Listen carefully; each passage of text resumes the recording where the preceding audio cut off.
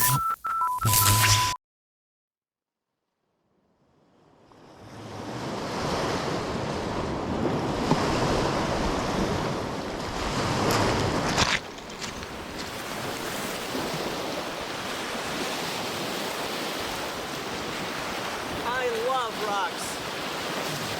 love rocks so much because every rock tells its own story.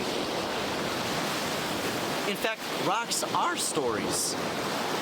And you can determine just about any rock story, or at least give it a darn good guess, if only you know what you're looking for. There's really no place on Earth better to look for rocks than a pebble-strewn beach like this one. So let's do some rock hunting.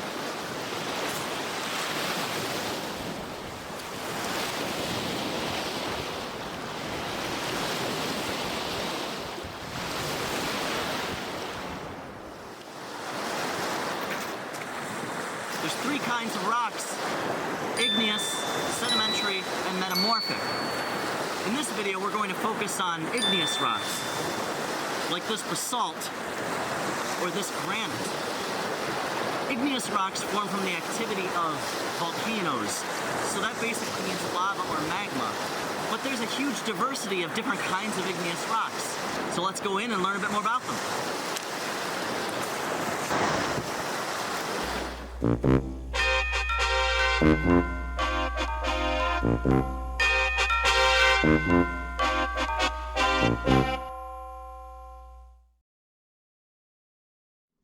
I have 4 different rock samples in front of me, and they all have one thing in common, and that's that they are all igneous rocks. An igneous rock is one that's formed from some action of molten minerals, so that means lava or magma.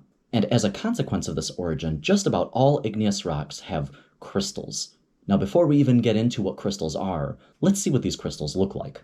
For each igneous rock sample, I have a corresponding thin section. A thin section is a slice of rock about half as thick as a human hair. The rock slice is mounted on a microscope slide so that we can see the grains in detail. I've also made a special set of filters that will allow us to see the crystals in high contrast. The samples and thin sections that we'll look at are basalt, gabbro, granite, and syenite. Let's look at each one in some detail. This is a sample of basalt. Basalt usually comes in darker colors. This one's a dark gray, and the crystals are very, very small. We really can't see them with the naked eye. So let's look at basalt's thin section. So we can see that basalt's crystals are very small, and some of them are almost needle-shaped. They're tiny, they're sort of piled on top of each other. There's a few different crystals. I see some orangish color, and I see some of that gray, sort of that dominant gray in the sample itself. Very tiny, tiny crystals. Now let's look at gabbro. This is a sample of gabbro, and in terms of its color, it looks very similar to basalt. It's a dark gray, almost bordering on black, but you can actually see the crystals with the naked eye. They're quite a bit larger. So let's look at gabbro's thin section. So you can see that the crystals in gabbro are quite a bit larger, and I'm actually going to use the filters that I made to get a better look at those crystals. This is called cross-polarized light, or sometimes XPL, and through a bit of interesting physics, it allows us to see the crystals in false color but very high contrast. Notice how these crystals are highly geometrical looking. Some of them are kind of straight-edged, and they're all very tight-fitting. There's really no gaps or spaces in between them. It's that tight-fitting geometrical appearance that indicates you're looking at crystals. So that's gabbro. Now for a sample of granite. You're probably familiar with granite from countertops. It's a very popular rock. And granite's crystals resemble those of gabbro. They're quite large, they're easy to see with the naked eye, but it's much lighter in color. It's kind of pinkish. So let's look at granite's thin section. Without XPL, it's a little bit hard to see the crystals. So let me add my XPL filter. And once again, those crystals really jump out in stark relief. Once again, you can see that the crystals kind of have a geometrical appearance. Some of them are kind of polygon-shaped, very tight-fitting like that jigsaw pattern, which is how we know we're looking at crystals. And finally, let's look at some syenite. Syenite has an appearance that's quite similar to granite. Large crystals, kind of dominated by a lighter color, but there are some mineralogical differences between syenite and granite. Let's look at syenite's thin section. Once again, big, beautiful crystals, and when I use my cross-polarized light filter, again, those crystals really jump out. That tight-fitting geometrical appearance indicates you're looking at crystals. So even though all of these rocks formed from liquid lava or magma, we see they have quite a lot of diversity. They come in different colors, their crystals come in different sizes and shapes.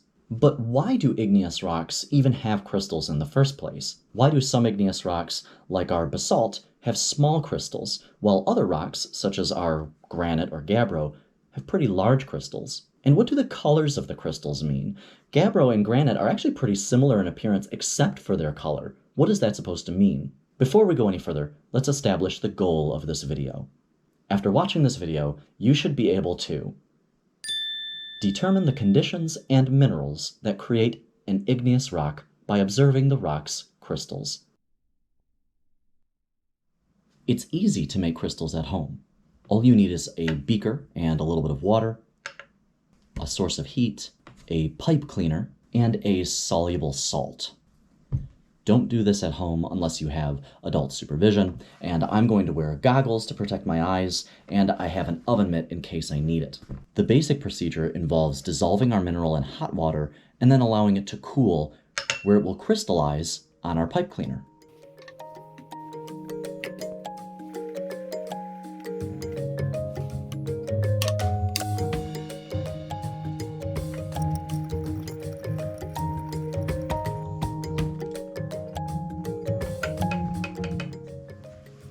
So this solution represents molten minerals, lava or magma, and we're going to grow some crystals in it, just like the ones that we saw in our igneous rocks earlier.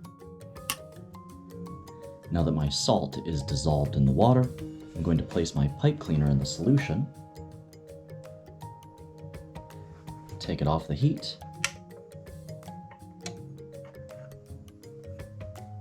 and let it cool. And we'll come back once that cools to see our crystals.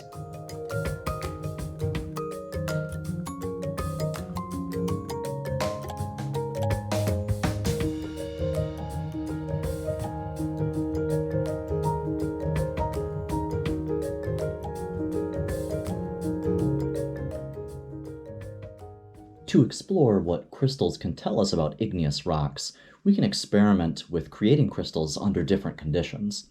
What kinds of conditions could we explore in our experiments?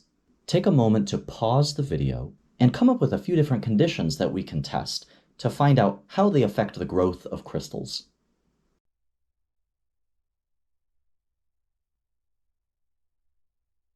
You might have come up with lots of different conditions that we could explore.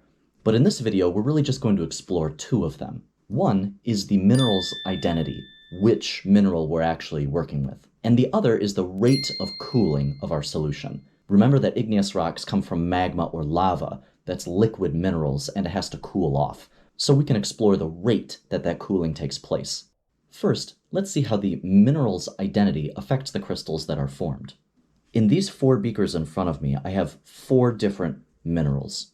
One has borax, one has alum, one has sodium thiosulfate, and one has table salt.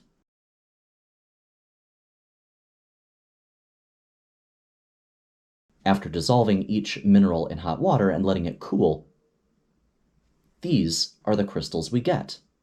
What kinds of differences do you observe in the crystals that are formed from these 4 different minerals? If you look closely, it appears that the mineral identity affects the shape, their texture, their transparency, and to some extent even their color.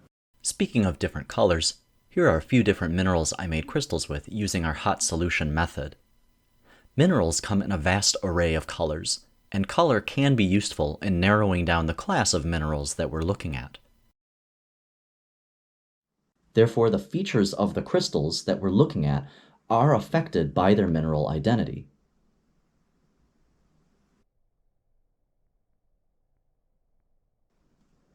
So now let's explore what the rate of cooling does to the crystals found in igneous rocks. Here I have two beakers. Each one contains equal concentrations of sodium thiosulfate. It's just a highly soluble salt. And I have two baths here. One is an ice bath, and the other is a warm water bath. The ice water bath will rapidly cool the solution because the melting of the ice will pull out a lot of heat from our mineral solution. Set it in there. The warm water bath is going to cause our solution to cool off much more slowly, almost like it's insulating it. Place that in there. So, let's see what happens.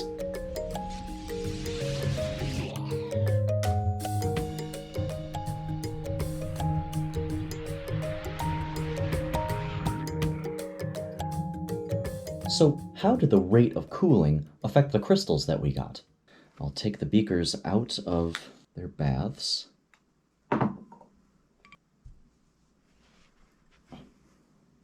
If we look at the crystals that are formed from the solution that cooled really rapidly, what we see is that the crystals are very small, they're white and snowy looking, but most importantly, they're small. These crystals are very, very small. If we take some of the crystals in our beaker and scrape them out with this knife and spread them out on our black felt, you can see that they're very fine, they're small, almost needle-shaped. So now let's look at the crystals that formed in the solution that cooled very slowly. This was in our warm water bath. Notice how they look quite large. And if I scrape some of them out with this knife and spread them onto our black felt, look at how large and chunky they are. They're also more transparent. They're easier to see through. It's almost like these crystals are more perfectly shaped. They're more geometrical. They're almost like square or sort of blocky or chunky looking, but they're larger. That's what's really important here. So this means that crystals that form in a solution that cools very rapidly will be small, whereas crystals that form in a solution that cools rather slowly are going to be quite large.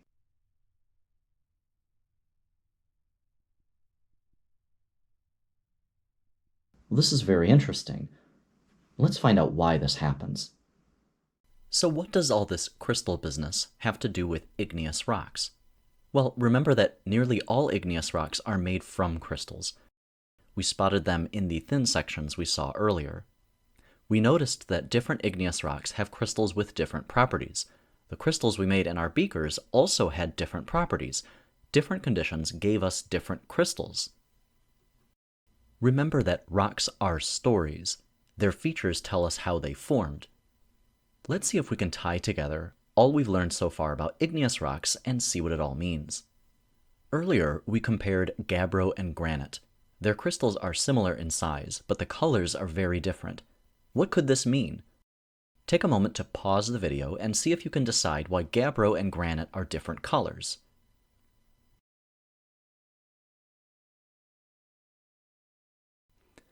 A crystal's features, shape, texture, transparency, and especially its color, are influenced by the identity of the minerals it's made of. That means that rocks of different colors, such as gabbro and granite, must contain different minerals. Darker colored minerals, like the ones that dominate in gabbro, are called mafic minerals. Lighter colored minerals, such as those that dominate in granite, are called felsic minerals. Let's look at the difference between those dark mafic minerals and the light felsic minerals we talked about earlier. Mafic minerals are darker because they contain metallic elements that result in compounds with darker colors, notably magnesium, calcium, and iron. We already saw, in fact, that gabbro, as well as basalt, are common examples of rocks that contain mafic minerals. I even have an interesting example here of what's called a porphyritic rock, which we'll talk about in a moment. That's also mafic. Mafic minerals include biotite, pyroxene, and amphibole. Felsic minerals, on the other hand, are lighter colored because they contain metallic elements that produce lighter colored compounds. These elements include sodium, aluminum, and potassium. And we already saw some examples of felsic rocks. Granite is a rock that's typically dominated with felsic minerals, so is syenite, and I even have an example here of what's called rhyolite. Rhyolite is just the felsic version of basalt, which is typically mafic. Felsic minerals include quartz, muscovite, and feldspar. It's also worth noting that the metallic elements in mafic minerals are even numbered, while the metallic elements in felsic minerals are odd numbered. This is purely coincidental, but it's useful for remembering which elements you'll find in mafic and felsic minerals. So we can be reasonably sure that mafic rocks such as gabbro and basalt contain mafic minerals such as biotite or pyroxene, while rocks such as granite, rhyolite, and syenite contain felsic minerals such as feldspar or quartz. But there are igneous rocks that have roughly equal proportions of mafic minerals and felsic minerals, such as andesite and diorite. We would say that these rocks have a mineral composition that's intermediate between mafic and felsic. We also saw that crystals vary in size. We compared basalt and gabbro.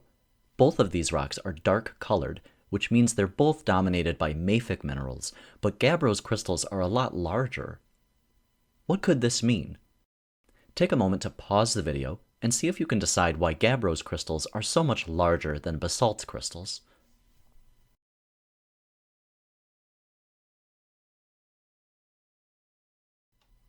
Gabbro and basalt have different crystal sizes because the molten minerals that formed them cooled at different rates.